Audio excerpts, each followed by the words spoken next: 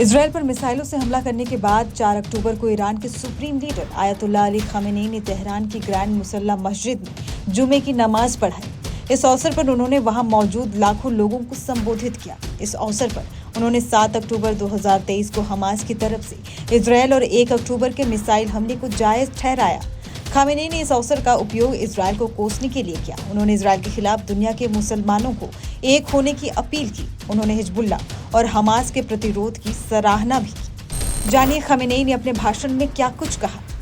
Supreme leader Ayatollah Ali Khamenei का ये Israel पर मिसाइल हमले के बाद उनका पहला भाषण था।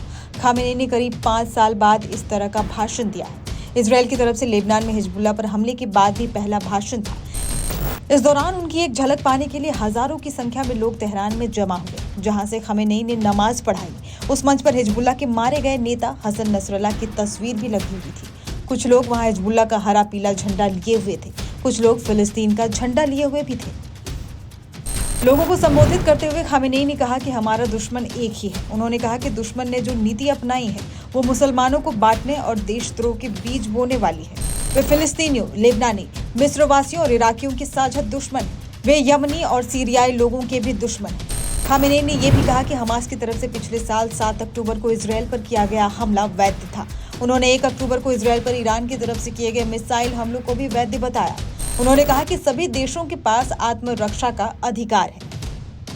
खामेनेई ने कहा कि ईरान इजराइल का मुकाबला करने का अपना कर्तव्य निभाने में देरी या जल्दबाजी नहीं करते हैं। राजनीतिक और सैन्य रणनीतिकारों की राय में जो सही कदम होगा उसे उचित समय पर उठाया जाएगा। उन्होंने कहा कि यदि जरूरी हुआ तो इसे भविष्य में भी किया जाएगा।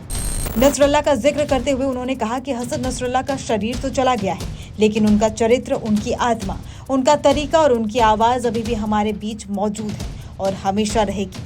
वो अत्याचारियों के खिलाफ प्रतिरोध की बुलंद आवाज थे। उनका प्रभाव लेबनान, ईरान और अरब देशों से भी आगे निकल चुका है। उनकी शहादत से ये प्रभाव और बढ़ेगा। खामेनेई ने अपने भाषण में अमेरिका की भी आलोचना की। उन्होंने कहा कि इजराइल केवल इसीलिए जिंदा है क्योंकि उसे अमेरिका का समर्थन मिल रहा है। उन्होंने कहा कि अल्लाह ने चाहा तो ये बहुत दिनों तक नहीं रहेगा। उल्लेखनीय है कि ईरान की मिसाइल हमले के बाद अमेरिका ने इजराइल की रक्षा करने की बात फिर दोहराई थी। अपने भाषण से वहां मौजूद लोगों को खामेनेई ने ये बात समझाने की कोशिश की कि फिलिस्तीन और लेबनान के लड़ाकों का संघर्ष जाया नहीं जाएगा। ये यहूदियों के शासन को 70 साल पीछे ले जाएगा।